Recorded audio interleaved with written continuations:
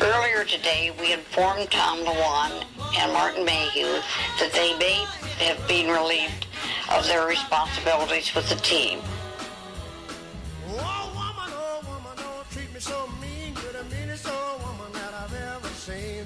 I guess if you say so, I'll have to pack my things and go. That's right, hit the road, Jack. She did it, guys. She did it.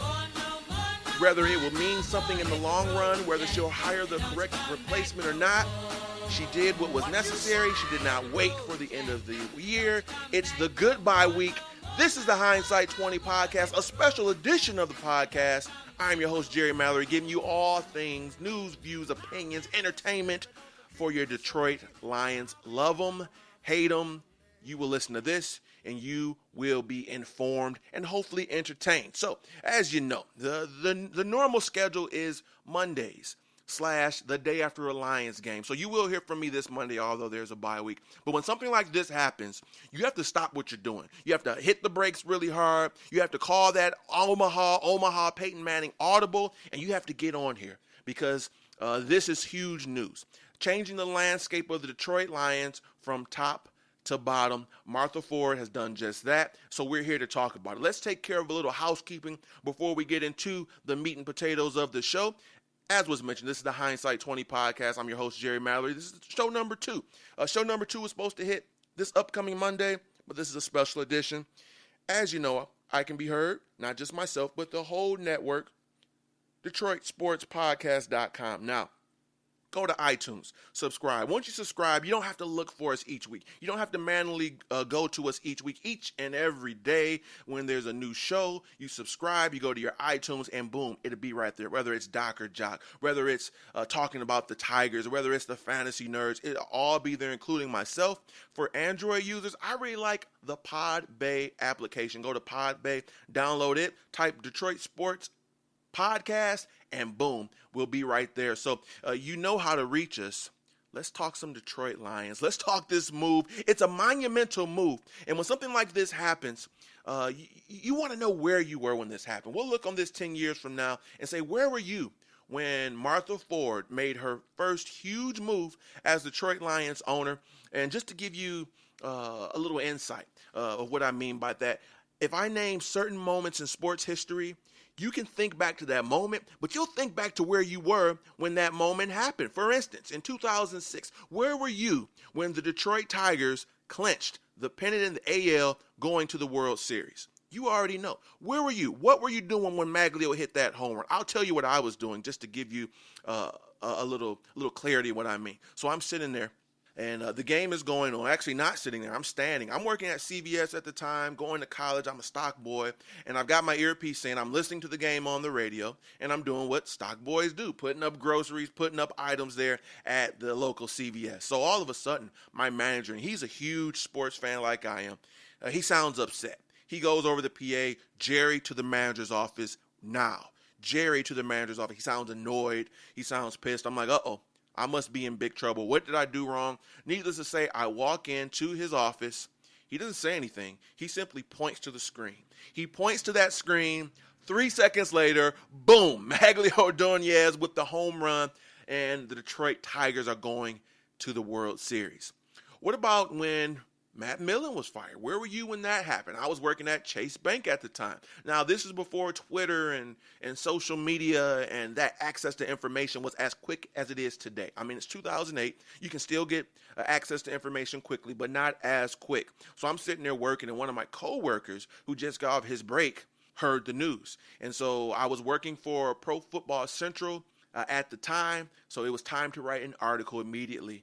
And in fact, it was my first or second article with him. I just started off.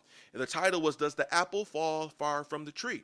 Talking about Matt Millen and his protege, now the new GM Martin Mayhew. In some ways, as we look back, the apple in some ways fell far from the tree, but in too many ways it did not. So where were you when this happened? I'll tell you where I was. So I'm sitting there on the computer, and my plan was to do some constructive things. As you know, I do videos for prideofdetroit.com as well as SB Nation. So I had a video due to come out today. I'm doing research for that.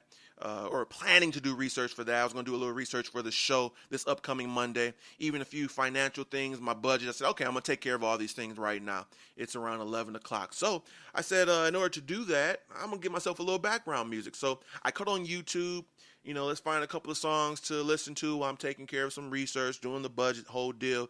And you know how YouTube is. And I call it the vortex, where you click on one video, that video leads to the next, that video leads to the next, and it's like an hour later, and whatever you planned on looking at or whatever you planned on doing, you don't do because you're caught in the YouTube vortex. I was deep into that YouTube vortex, not taking care of any research, any budget. I'm also on my phone. I'm on the Slacker application, which me and the guys at Pride Detroit use. I'm on GroupMe. There's a fantasy football league I'm in. We do a lot of communicating through that. So one of the guys on the GroupMe says, Mayhew fired with all these question marks. I'm thinking, no, there's no way. I go to Twitter and I don't see anything yet. So I'm saying, no, I don't think that happened, buddy. Lo and behold, like an avalanche, like a hurricane, it hit so hard. It's everywhere. The firing happened. And I tell you what, I got chills. And I know the scope of it. I know that this was a move that had to be made and kind of an obvious move. And the next hire is what's more important. But just to hear those words, something that's so desperately needed, it was comforting, and I got chills because this means there's the beginning of a long process for the Lions to be relevant, for the Lions to be winners. And the quicker you make moves such as this, the quicker the process can be completed, and the quicker we could potentially have that winner. So it was so big, I definitely had chills. That's where I was when it happened. Hey, go on Twitter. Let me know, where were you when this monumental moment happened? Now, I want to give props. I want to give props to Martha Ford because this was a move that, she could have waited for the end of the year, but she didn't want to leave any chance. Any chance of the Lions maybe going on a 5-game winning streak, the Lions, doing this or that. She didn't want to leave any chance for other teams to be making these fires. So now, she's preparing for that next step like everyone else. No, she knew that this needed to be done. She didn't wait for them to rebound, to make a defense for themselves, to keep their jobs. And she acted. She acted quickly, in my opinion. It's not just the bye week. As we said in the last podcast, this is truly the goodbye week. So, and this is a move I don't think you see from William Clay Ford. I think he gives his guys the end of the year.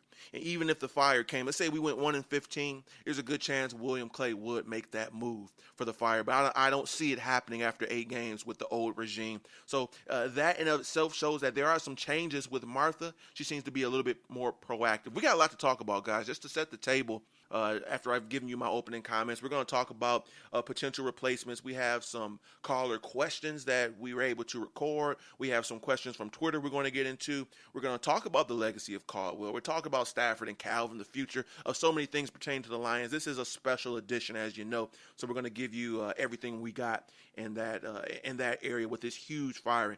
I'm also picturing the scene, man. It sounds so dramatic. They're saying they're walking down, whether it's Allen Park or they're just walking in that office. Going, I'm just picturing them going from office to office, firing people. You got Martha Ford sitting there with the Grim Reaper outfit on. She's got the sickle, in her hand, hanging over her shoulder, and she's just whacking people left and right. I mean, this is a crazy scene. I can only imagine. You're working for the Lions, and you look up, and one of your good buddies, one of your coworkers, is walking with a bunch of boxes in his hand. You look to your left, out your window. There's someone else. Boom, he's got some boxes in his hand. He's out of there. Now you see Martha and Sheila, whoever else is a part of this, and they're coming into your office. Now you're sweating. You're shaking. You're sweating bullets. And they're like, did you get that fax? We just need you to see if you got the fax. There's been some changes, but you're okay. And so you do that. You do that big sigh of relief because the end was near, but you dodged the bullet. I don't know why. My imagination gets the best of me sometimes. I just picture that scenario of her because that's where a lot of the accounts are saying that they were going from office to office, making decisions, doing things quickly and decisively. And yes, there were a ton of heads that did go rolling. So I'm sure you've heard the statement she made, not a press conference, not a question and answer. A lot of people had an issue with that. I don't. I mean, that's nitpicking. At the end of the day, the most important thing is that she made these fires. It would have been nice to hear more from her. It would have been nice to, have her answer questions. But, I mean, come on, guys. We just got the steak dinner. We just got the steak dinner with the mashed potatoes and whatever else side you may like. I'm not crying about, I got a Coke instead of a Pepsi. We got what's important. We got the steak and potatoes. And so let's listen to her statement, her presser, whatever you want to call it. It was short and sweet. We're going to go ahead and play that. Here is Martha Ford. And if I call her Martha Stewart at some point, I've been saying that a lot. And so if I say Martha Stewart, just forgive me. I don't know why, but I keep saying Martha Stewart as I'm talking to my friends. So if you hear Martha Stewart, I'm talking about Martha Ford. But anyways, here is Martha Ford with her comments regarding the recent firings. I'm glad to be here and able to give you a statement about leadership changes our family has made today at the Lions. Earlier today, we informed Tom Lawan and Martin Mayhew that they may have been relieved of their responsibilities with the team. We thank them both for their many years of service to the team and to our family. We are very disappointed with the results of the season so far and believe a change in leadership was necessary. On an interim basis, Sheldon White will be acting general manager and will report directly to me.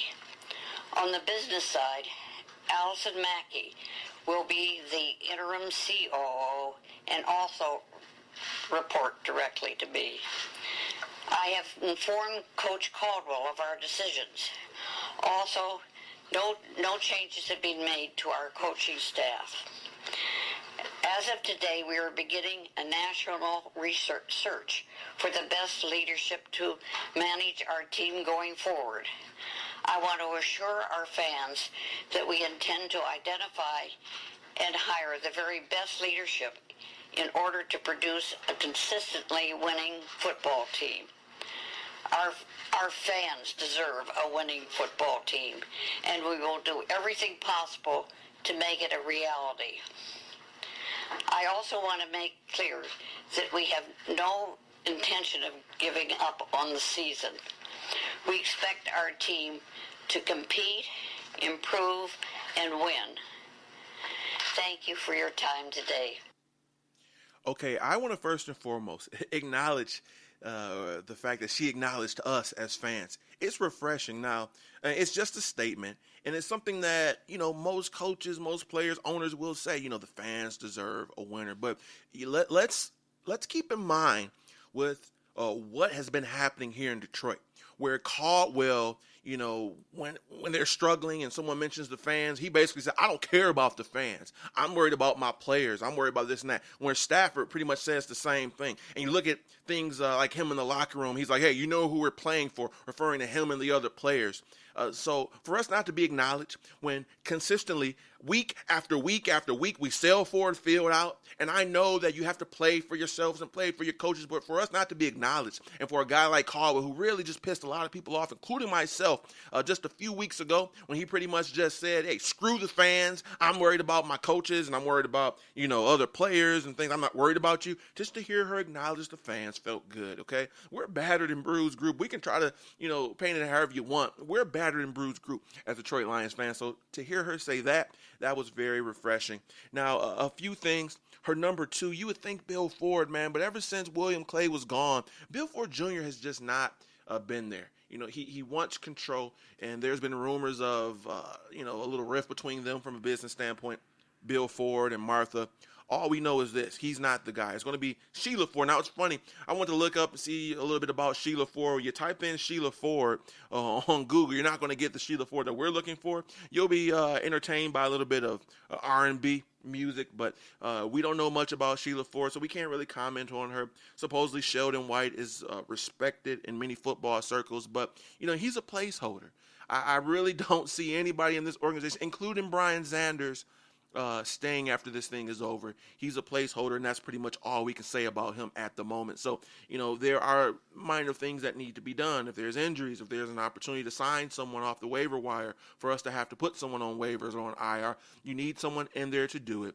The search is beginning for the real guy. So whoever's a part of the casting characters right now, I don't think anyone is going to be a part of the new regime, whether that be coaching or GMs. And so we'll have to look and see what Sheila Ford is going to be about. They definitely need a football mind in there. I don't think she's going to be that person, but we really don't know. So moving on, let's talk about the casting characters. Let's talk about Martin Mayhew. Let's talk about Tom LeWan. They're out of here. And, we played this drop last time. And we were talking about Caldwell more so. Well, now it's changed because we thought that perhaps, I thought maybe Caldwell would get dropped during the season, but then Mayhew and LeWan would keep their jobs to the end of the year. So it might be the other way around now. So to Caldwell, you'll get this a little bit later, I still feel, but as of right now, it's LeWan, it's Mayhew. Let's talk about Martin Mayhew. As I said, I did that article years ago. Did the apple fall far from the tree? Well, it seemed like it was going to. Right off the bat, he took over as GM, and he made a great trade, man, trading Roy Williams to the Dallas Cowboys for a first and a third rounder. I mean, he knocked it out the park. Now, overall, we're talking about his legacy. The bad outweighs the good. However, if we're talking about a strong point for him, I would say his trading and his free agent acquisitions were pretty good, because I'm looking at this list. Trading Roy Williams, that was pretty good. Then he traded to get Chris Houston here, who we needed, and he helped out quite a bit. Even the Lawrence Jackson didn't last too long, but we made some moves to bring him in, and he helped out. Free agency, you got guys like Stephen Tulloch, Kyle Vanden Bosch, Nate Burleson, Glover Quinn, Golden Tate. These are good signings, man. Even Corey Williams, bringing him in when he was, him and Sue played together a little bit. Those things were good. But we know how the NFL is ran.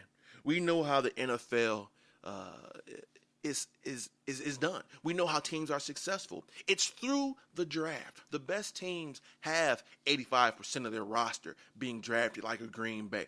And so this is where you have to be proficient. Even if you don't hit on all your free agent moves, or you don't hit on all of your trades, you got to hit on the draft.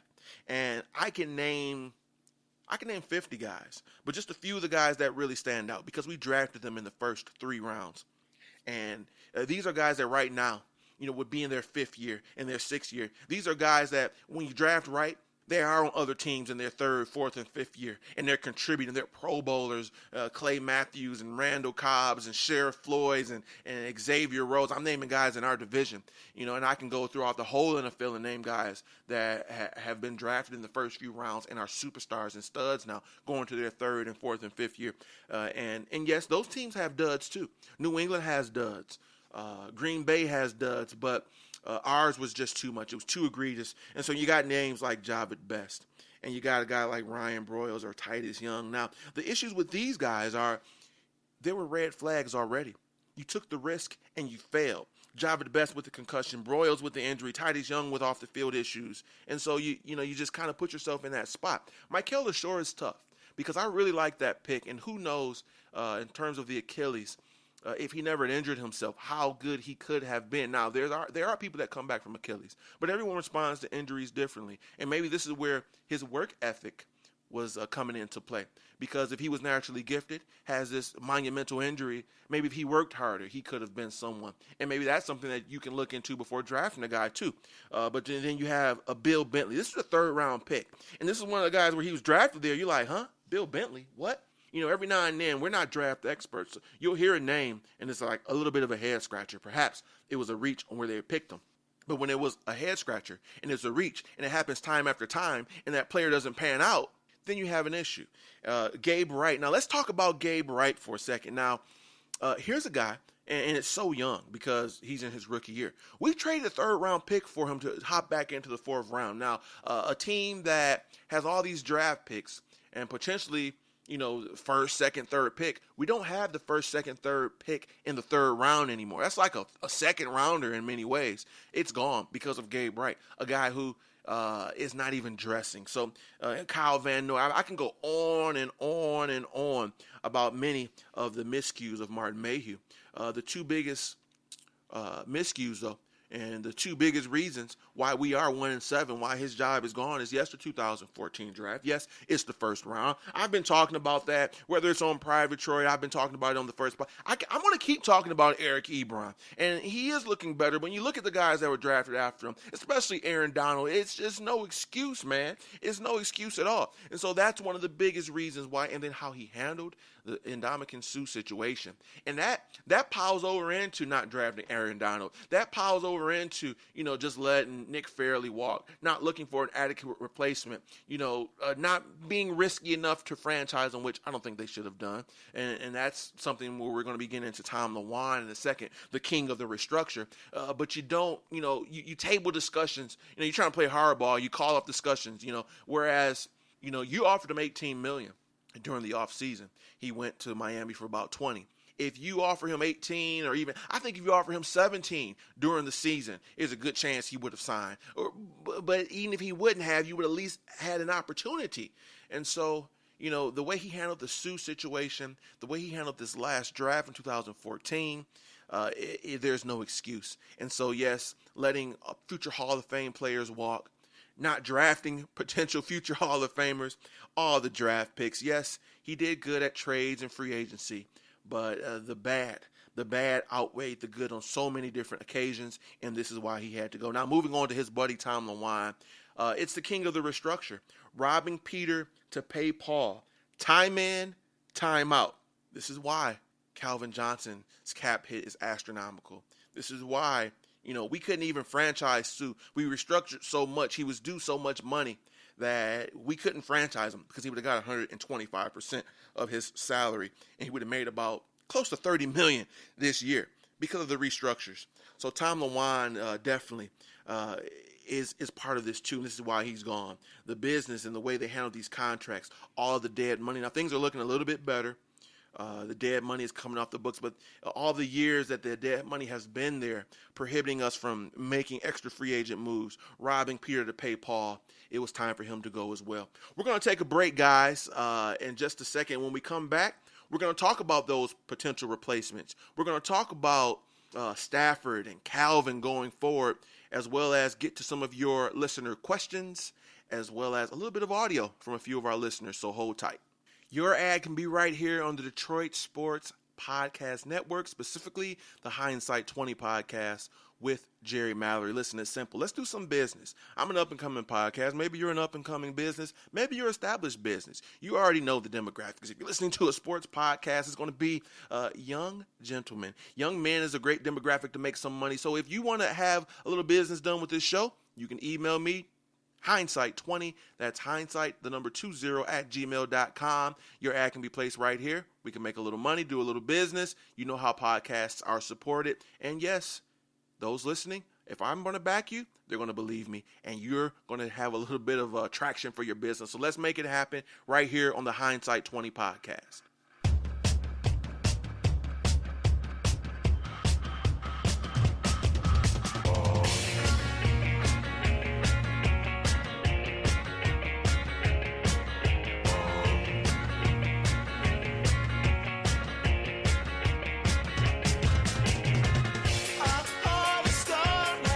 Okay, we're back, guys, and now we've talked about the losers, the guys that went bye, the guys that just got fired. And Caldwell, yeah, we'll talk about you in one of the listener questions, but I really think that you are just you're on thin ice, and that's putting it very, very loosely.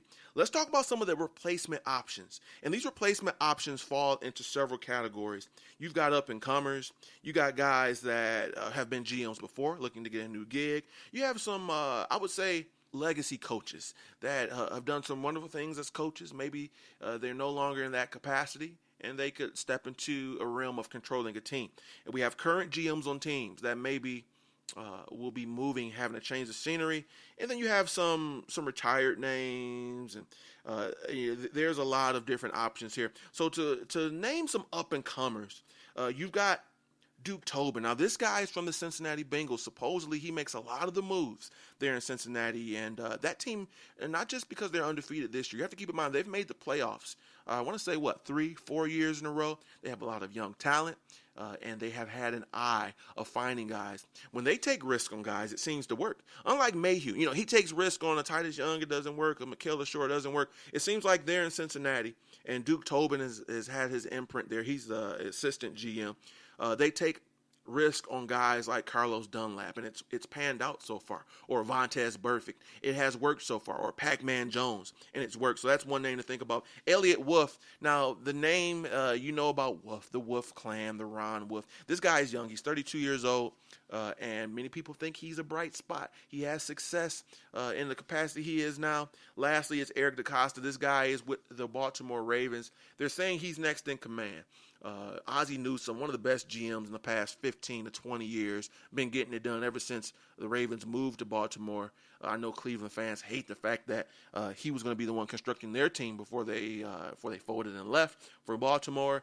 But they say DaCosta is a guy that's been instrumental in helping this team. And we know the Ravens, although having a down year this year, have had so much success, and specifically finding talent in the later rounds in the draft, something that we can really use for the Lions. Now, there's guys that want second chances, and we'll throw out some names, whether it's a Jeff Ireland or a Scott Pioli, a Tom Heckett. Now, Scott Pioli's interesting because he came from New England. And here's a cautionary tale, which I'm going to talk about in a little bit. Just because someone comes from an organization, just because they were with a good GM doesn't always mean that they're going to be the next guy. But Scott Pioli is a name. Now, say what you want about Kansas City. He did end up leaving. Things didn't turn out so good. He brought some talented guys there. A lot of the guys that are on the Kansas City team, the team a few years ago that won or close to winning the division, he was instrumental in bringing a lot of those guys in. So it's an interesting name. The legacy coaches, these guys coach. Now they're probably in the booth. They're commentating. Maybe they want control of a team. Maybe they want to be a GM and a president. Maybe they want to get back, not just talking about the game, but being part of it. These are less likely, but I'll throw them out there. Bill Cowher, Tony Dungy, John Gruden. I mean, if I had to pick one of those guys that I could see wanting to kind of sink his teeth into a situation like that, I would say it's Tony Dungy. Maybe he doesn't want to do the actual X's and O's anymore, but, coming back home and being a part of something. Now, it's interesting. If Tony Dungy was to get power here, what are the chances of Jim Caldwell being retained? It's very high. So just that in itself makes me kind of question if that's someone we want to look at. That's the area we want to go in. Now, some of the retired greats. The issue with these guys is they're older, they're a little bit older. You got Mike Holmgren, who said he wants to get back into things. He was specifically talking about on the West Coast with the San Francisco 49ers situation being open this year, but he's 67. Bill Polian, tons of success with the Bills, and, he did some things with the Colts, but he's 72. And then Bill Parcells, he mentioned before how he wanted to get involved with the Lions, specifically because I guess him and William Clayford had a decent relationship, but the Tuna's 74. So, I mean, it's interesting when you look at these names. One guy that comes to mind that I'm kind of interested in would be Scott Pioli, giving him a second chance. And then the most interesting name for me right now is a current GM. Maybe there's going to be a change with the Baltimore Ravens. They're struggling right now. They're 2-6. Ozzie Newsome, he's done some good things. Yes, they're having a down year. But if this was a guy that we could bring in, I feel so comfortable. And while we're at it, if they're going to clean house, they want to get Eric DaCosta the new gig, go ahead and fire your head coach too, Mr. John Harbaugh. We got a Harbaugh situation here in Michigan. I would be behind that 100%.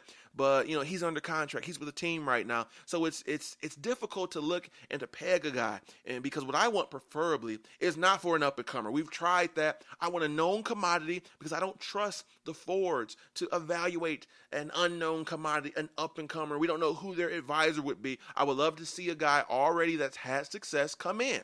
And so, even though Scott Pioli didn't have the best record in Kansas City, he was instrumental in a lot of the things that happened in New England, supposedly. But you kind of wonder, was he just kind of a figurehead? Because once he left, Bill Belichick, and it just kept rolling. But that's the cautionary tale I want to say about teams that have success and organizations. Doesn't always mean it's going to transfer. You got guys like Scott Pioli. You got guys like even the coordinator there, McDaniels. Josh McDaniels supposed to be a hot up-and-comer. He goes over to the Broncos. It does not go well. So this coaching, or rather GM vacancy, is interesting. There's so many different ways it can go. Will it be maybe an older guy? Maybe a Bill Polian could take the reins for 2-3 years. I don't know, guys. I'm just throwing some names out there. We will certainly be looking at the candidates from here on out. There will be rumors. There's a lot of interesting things that can happen with that, so stay tuned. We're going to get into some questions right now. We're going to start off with a guy named Theron, a big Lions fan. He posted a comment about the firings. We do have some questions coming up. We're going to go with the comments first, and then we'll get into the questions. So let's take a listen as Theron gives his opinions about the recent firings of Martin Mayhew and Tom Lewan. Plain and simple, big Lions fan, Mayhew needed to be gone. This guy was a Matt Millen disciple, and Lions fans have been wallowing in this guy's ineptitude since 2008. His drafts were horrible, but I think what finally sealed it was probably his comments in the media last week. But to be honest, this house cleaning has been long overdue. All right, we want to thank Theron for those comments. We're going to be setting some things up in the future because I really want to get you guys involved. I want to get the fans active. I want to get the fans involved. So we'll be setting up whether it's some type of hotline, some type of Skype situation where we can get fan interaction, not just the questions on Twitter, but comments such as what you heard with Theron. I agree. It's long overdue, but better late than never. When you think about the old regime, this is something that maybe doesn't happen at all. And if it does happen, it's certainly at the end of the year. I love that we're getting a head start. Maybe there are some names that we can think about already, or we're at least getting a consultant in.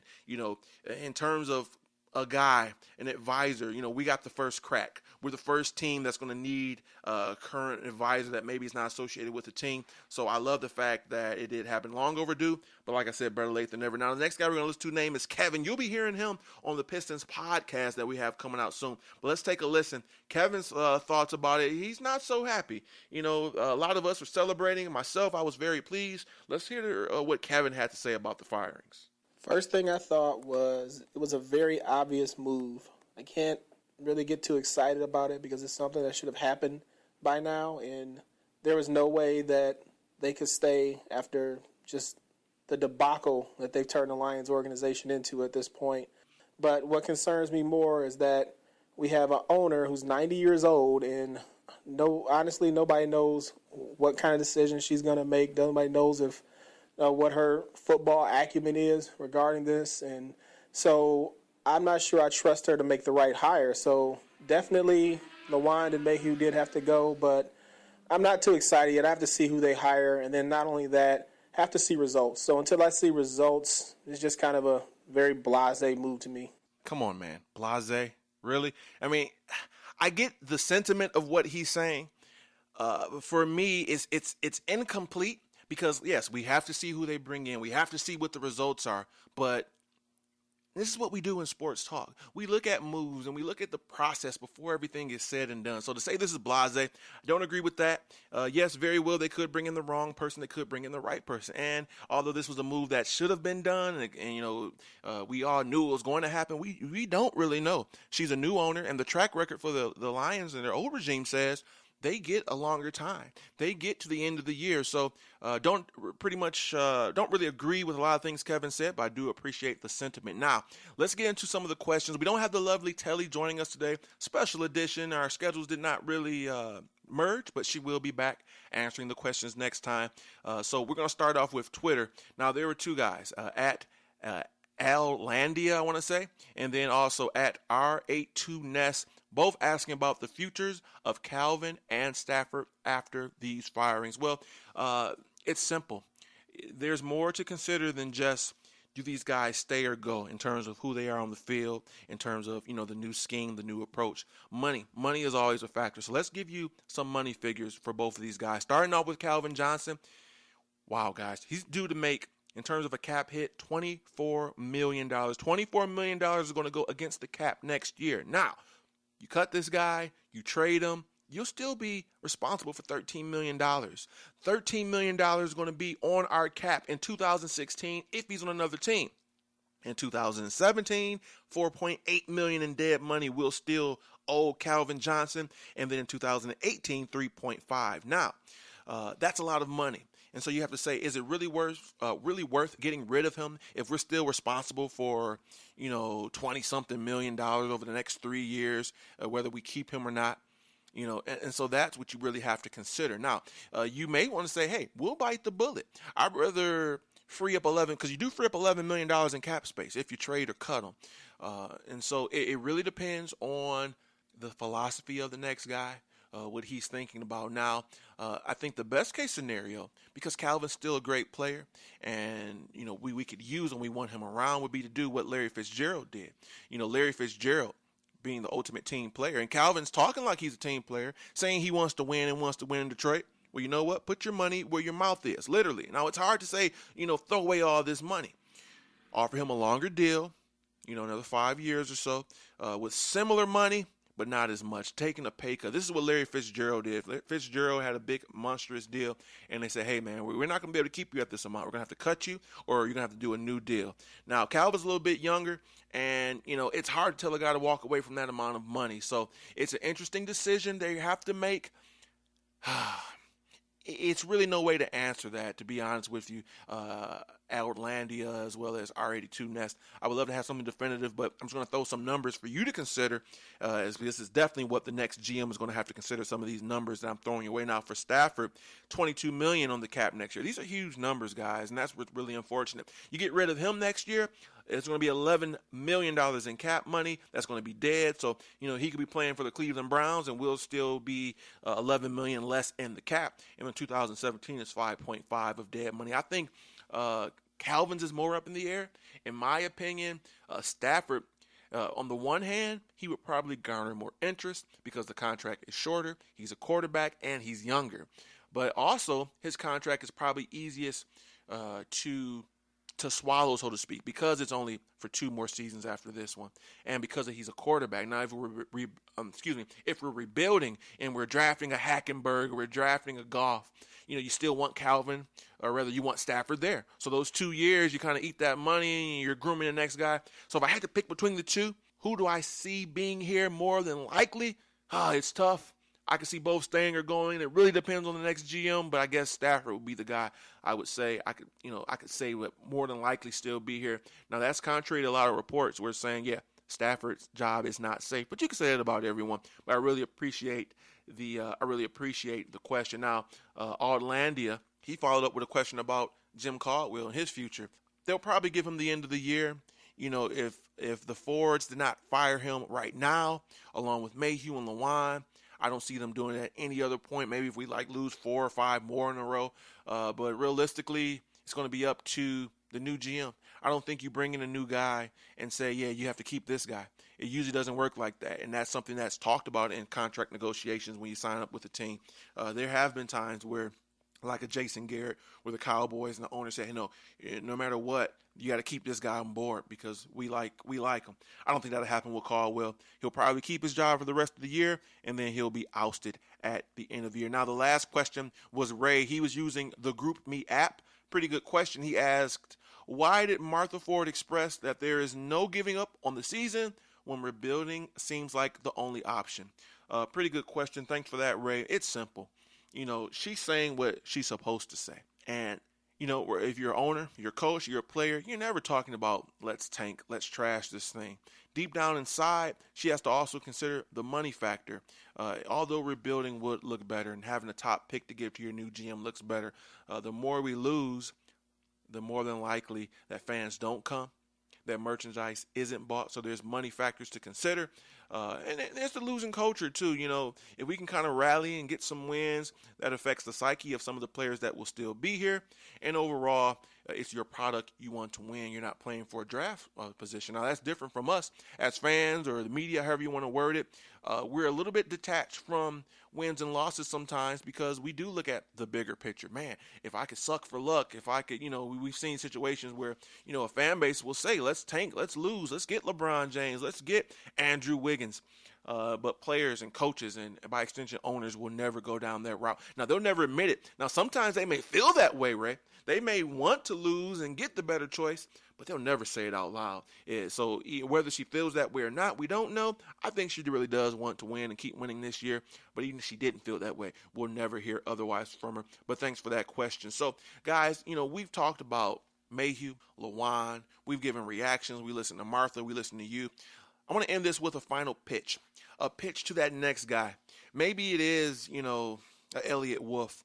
young guy, 32 years old. I think it's a little bit young for a GM, but whatever. Maybe it is a John Gruden or a Ozzie Newsome.